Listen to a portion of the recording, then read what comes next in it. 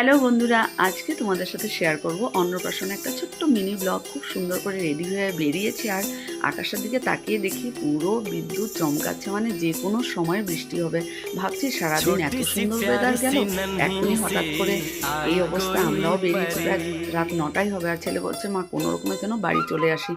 কিন্তু গাড়ি থেকে নামতে নামতে বৃষ্টি শুরু হয়ে গেল। কোনো রকমে দৌড়ে দৌড়ে কালীবাড়িতে পৌঁছলাম। এই দেখো বিদ্যুৎ চমকাচ্ছে, সবাই বলছে মানে খারাপ লাগে, এত সুন্দর সারাদিন ওয়েদার গেল, এখনই তো সবাই আসবে না, মানে অন্নপ্রাশনের যাদের যাদের নিমন্ত্রণ রয়েছে। তো যাই চলে এসেছি, আর এই হলো আজকে অন্নপ্রাশনের ছোট্ট বেবি মামনের মেয়ে, খুব কিউট।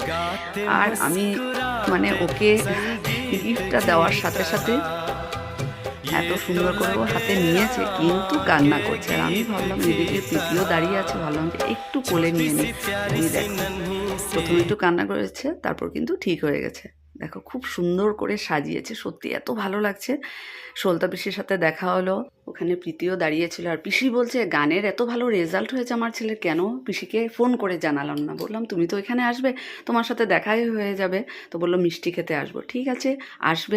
বড় বৌদি সবাই এসেছে, ওদের কিন্তু মানে ডিনার হয়ে গেছে। তো আমি এখানে বসে বসে দেখছিলাম যে কিউট বেবি গার্লের খুব সুন্দর কিন্তু ফটোশ্যুট হচ্ছে, ওখানে বসে বসে সবাই ফটো উঠাচ্ছে, ভিডিও করছে।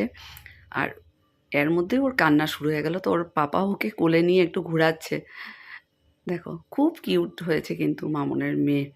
তো যাক, তারপর চলে আসলাম ডিনার করতে, আমি আর আমার ছেলে।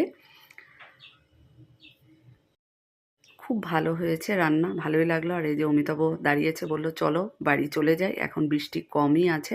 মাম্পি ওরাও বললো আমাদের সাথে যাবে, বড় বৌদি, মাম্পি, লুসি, জুয়েল, সবাই আমরা একসাথে চলে যাব। আগেই বলেছি আমরা বেরোনোর সময়, তখনই রাহুলের সাথে দেখা হয়ে গেছে। তো বললাম যে একদিন আসবে বাড়িতে।